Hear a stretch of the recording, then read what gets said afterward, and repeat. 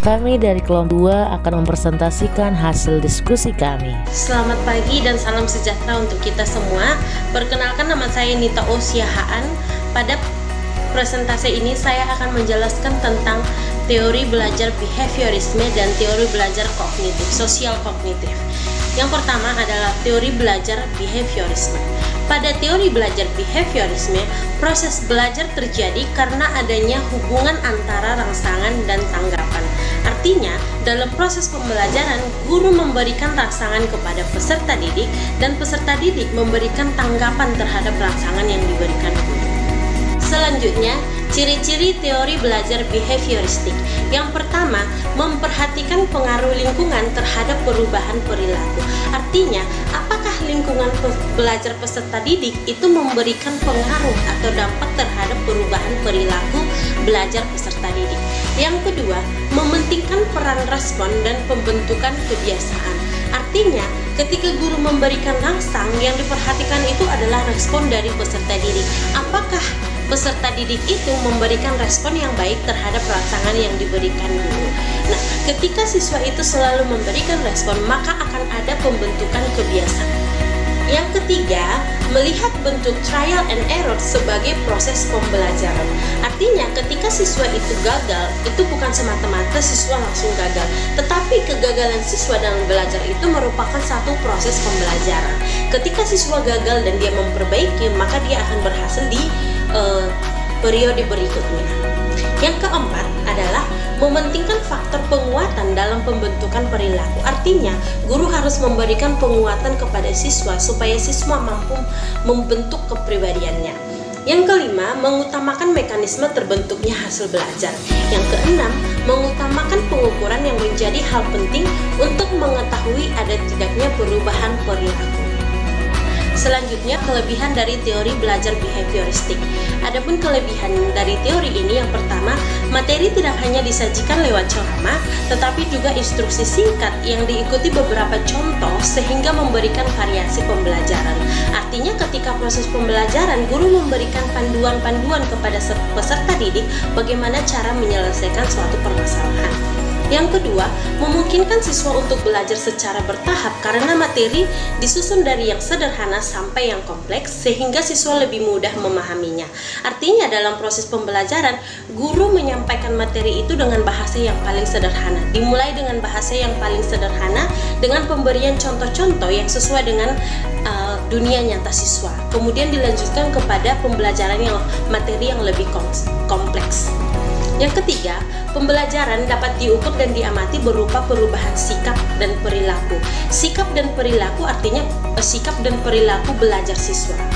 Yang keempat adalah pengulangan dan latihan digunakan sebagai upaya untuk membangun kebiasaan. Selanjutnya adalah kekurangan teori belajar behavioristik. Adapun kekurangan dari teori belajar ini, yang pertama adalah sebenarnya belajar tidak hanya mengenal perubahan perilaku, tetapi juga meliputi kegiatan yang ada dalam otak berupa perkembangan perkembangan pola pikir maupun cara pandang siswa. Artinya, dalam belajar itu tidak hanya dia mau belajar saja, perilaku belajarnya sudah baik atau tidak, tetapi juga pola pikir siswa dan cara pandang siswa terhadap satu masalah. Yang kedua, pembelajaran selalu berpusat pada guru atau identik berpusat pada guru yang memberikan informasi dan contoh sehingga siswa cenderung pasif. Artinya, ketika guru tidak memberikan rangsangan, siswa juga tidak memberikan respon atau tanggapan. Selanjutnya, siswa tidak memiliki kesempatan untuk berkreasi dan berimajinasi. Contoh penguatan teori behavioristik pada proses pembelajaran. Yang pertama adalah pemberian motivasi. Sebagai seorang tenaga pendidik, guru harus selalu memberikan motivasi belajar kepada siswa untuk meningkatkan semangat belajar siswa. Yang kedua itu bisa dalam pemberian reward bintang. Artinya, ketika siswa mampu menyelesaikan permasalahan yang diberikan guru, guru bisa memberikan bintang-bintang di mana ini bakalan dikumpulkan dalam bisa dalam bentuk satu kotak yang disusun dan ditunjukkan siapa siswa yang lebih banyak mendapatkan bintang. Ketika siswa selalu berhasil dan memiliki banyak bintang dalam kotak namanya, maka dia menjadi siswa terbaik di dalam kelas. Selanjutnya, teori belajar yang kedua adalah teori belajar sosial kognitif. Teori belajar kognitif adalah teori yang menjelaskan bagaimana faktor internal dan faktor eksternal mempengaruhi proses mental individu untuk melengkapi pembelajaran. Artinya bagaimana pengaruh dari dalam diri siswa maupun dari lingkungan sekitar siswa itu mempengaruhi proses belajar siswa. Prinsip-prinsip dasar teori belajar kognitif. Yang pertama, belajar merupakan suatu bentuk perubahan akan informasi pengetahuan.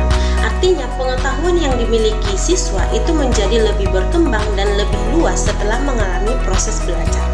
Yang kedua, pembelajaran berfokus pada cara bagaimana peserta didik memperoleh, memahami, dan menyimpan informasi dalam ingatannya.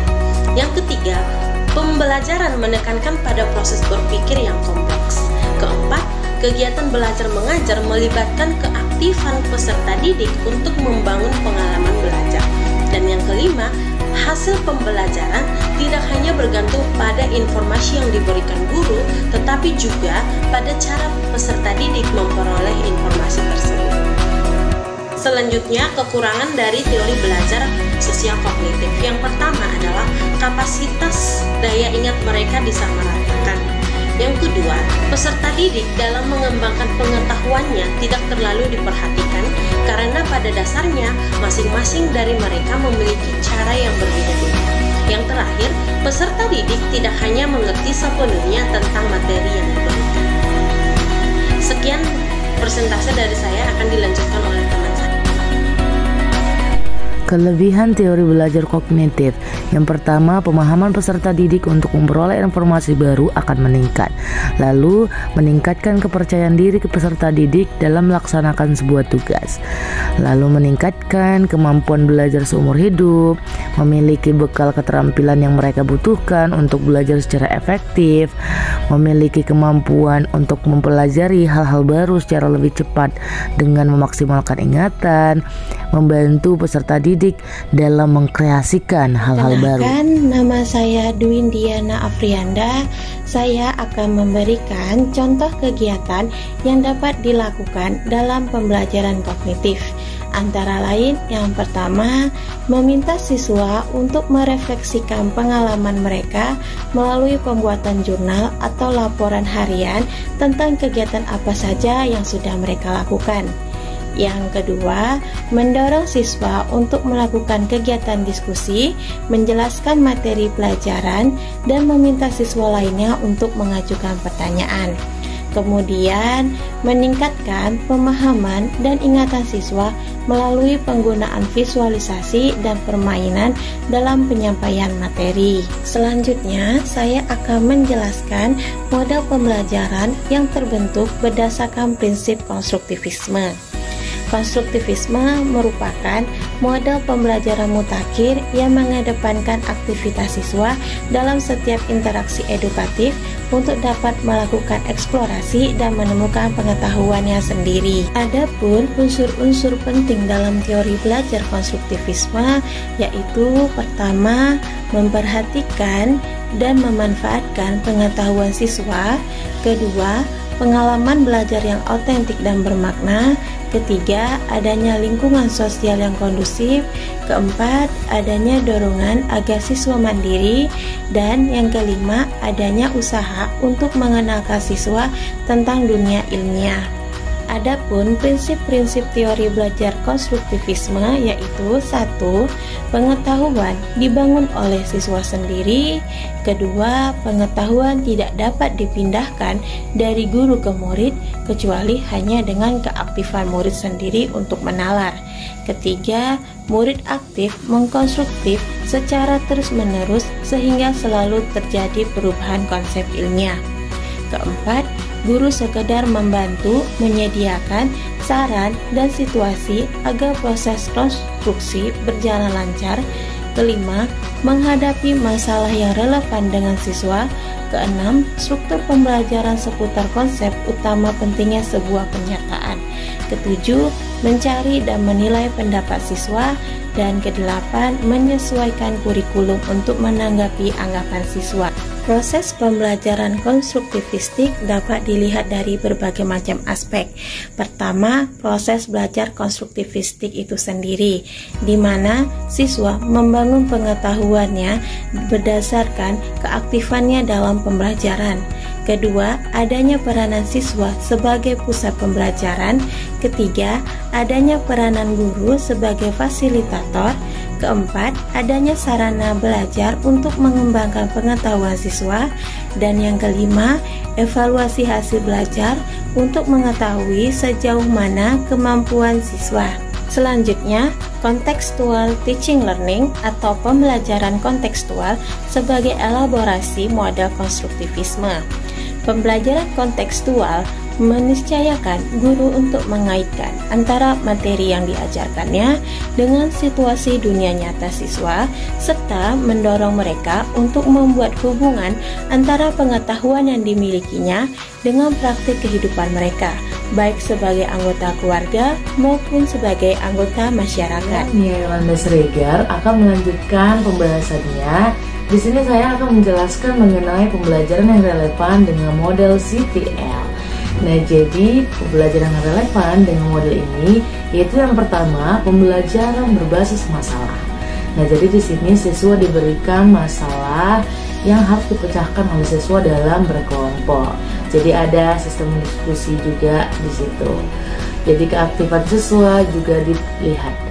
Nah, kemudian yang kedua, dengan memanfaatkan lingkungan siswa untuk memperoleh pengalaman belajarnya. Nah, jadi dengan lingkungan sekitar di sekolah ataupun di rumah juga bisa dimanfaatkan untuk memperoleh pengalaman belajar yang baru untuk siswa. Kemudian yang ketiga, yaitu membuat aktivitas kelompok. Jadi pada model CTL ini pembelajaran relevan itu ya membuat aktivitas berkelompok.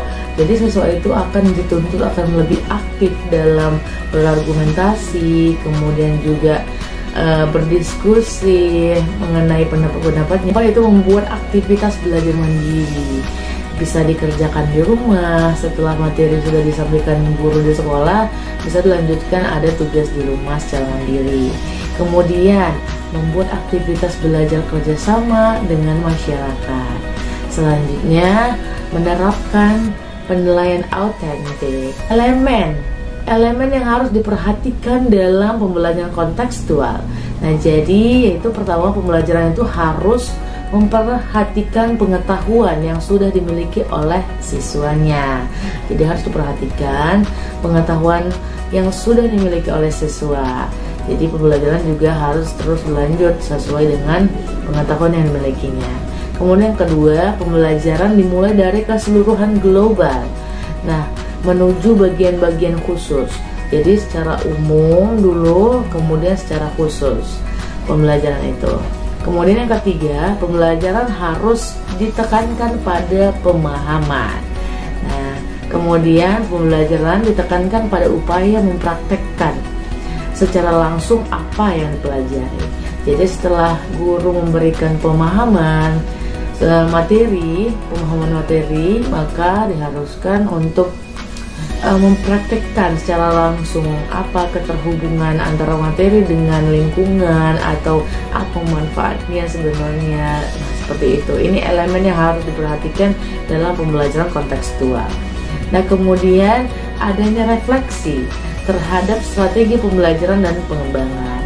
Nah, jadi harus dilihat juga bahwa ada refleksi yang harus dilihat untuk mengetahui strategi pembelajaran apa yang akan digunakan selanjutnya. Selanjutnya, mengenai rencana untuk meningkatkan motivasi siswa yang ada di kelas. Nah, jadi di sini ada beberapa kasus yang harus kita pecahkan. Nah, yang pertama kasus itu ada Tania yang berumur 7 tahun memiliki kemampuan yang rendah dan keinginan yang rendah untuk sukses. Nah, yang kedua Samuel berumur 10 tahun yang bekerja keras untuk menjaga harga dirinya pada tingkat tinggi, tetapi memiliki rasa yang takut akan gagal yang kuat. Nah, kemudian yang ketiga kasus Sandra yang berumur 13 tahun yang memiliki sifat penang di kelas dan meremehkan kemampuan diri sendiri. Selanjutnya kasus keempat yaitu Robert yang berumur 15 tahun yang menunjukkan sedikit minat di sekolah dan saat ini tinggal bersama dengan bibinya. Sebagai guru sudah tidak dapat menghubungi lagi orang tuanya. Nah, untuk kasus yang pertama akan saya bahas, yaitu Tania yang berumur 7 tahun dengan kendala kemampuan yang rendah dan keinginan yang sukses juga rendah. Jadi berdasarkan itu, maka kita bisa asumsikan bahwa anak ini belum tahu sebenarnya tujuan dia belajar. Nah, jadi bagaimana untuk menimbulkan semangat untuk belajarnya, untuk tahu dia belajar itu untuk apa sebenarnya manfaatnya. Nah, maka di sini guru yang pertama, guru harus mengenal dulu karakter dari Tania ini. Jadi mengenalkan juga ketertarikan Tania dalam belajar ini terlebih dahulu. Jadi kita lihat dulu ketertarikan Tania dalam belajar itu yang seperti apa, bagaimana gaya belajarnya. Jadi bisa guru mensinkronkan pembelajaran yang seperti apa, kemudian juga perlu bimbingan. Nah, jadi anak ini terus dibimbing agar menemukan pembelajaran yang ia sukai atau sistem pembelajaran yang mereka sukai. Nah, jadi dengan cara apa? Nah, yaitu guru membuat bahan ajar yang menarik. Dengan membuat bahan ajar yang menarik, maka timbullah motivasi siswa untuk belajar. Dia akan semangat dalam belajarnya dan mengikuti pembelajaran dengan baik. Kemudian, guru juga bisa membuat suasana kelas yang nyaman, ya, buat kelas yang nyaman dan juga menyenangkan. Dengan cara itu, maka siswa si Tania ini akan bisa beradaptasi dan juga mengetahui apa sebenarnya tujuan dia ini belajar.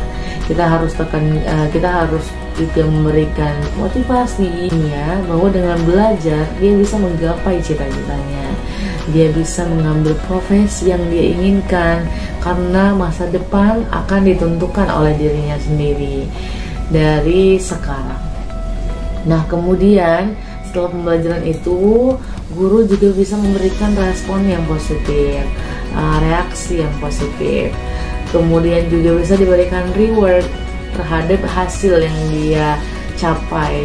Nah, jadi dengan begitu siswa juga semangat dan tidak dengan pembelajaran tidak membosankan juga, dia terus belajar dan juga akhirnya dia bisa semangat untuk belajarnya. Nah, jadi model pembelajaran apa yang cocok untuk diterapkan di permasalahan Tania ini, yaitu model pembelajaran ekspositori. Bahwa model pembelajaran ekspositori adalah pembelajaran yang menekankan pada proses penyampaian materi secara verbal oleh guru kepada sekelompok siswa agar siswa dapat menguasai materi pelajaran secara optimal. Mungkin cukup sekian pembahasan saya, akan dilanjutkan oleh saya Sania. Saya akan melanjutkan kasus yang kedua, yaitu Samuel 10 tahun dengan kendala bekerja keras untuk menjaga harga diri pada tingkat tinggi.